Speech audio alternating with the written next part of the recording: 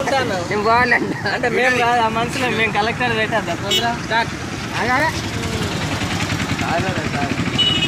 వెళ్ళే తొందర వచ్చింది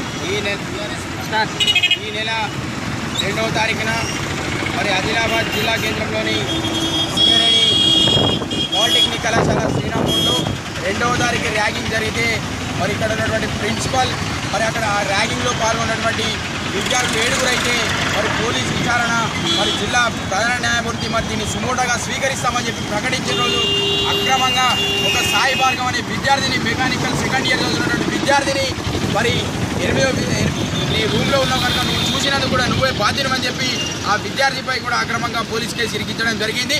మరి సాక్షి పేపర్లో వచ్చినటువంటి ర్యాగింగ్ రాకాసి అనే సాక్షి పేపర్లో వచ్చినప్పుడు నేను పేపర్ వివరణ కోరితే 7గురు విద్యార్థులు పార్టిసిపేట్ చేశారు. ఆ 7గురు విద్యార్థులను కళాశాల నుండి 10 రోజులు మేము సస్పెండ్ చేస్తామని చెప్పి నువ్వే స్వయంగా ప్రకటించడం జరిగింది.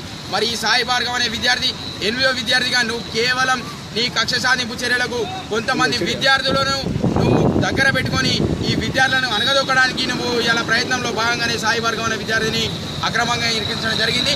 నీ వల్ల నువ్వు ఇరికించినందుకు మరి సాయి భార్గవ్ అనే విద్యార్థి కుటుంబం మొత్తం కూడా ఇవాళ ఆత్మహత్యకు పాల్పడడం జరిగింది.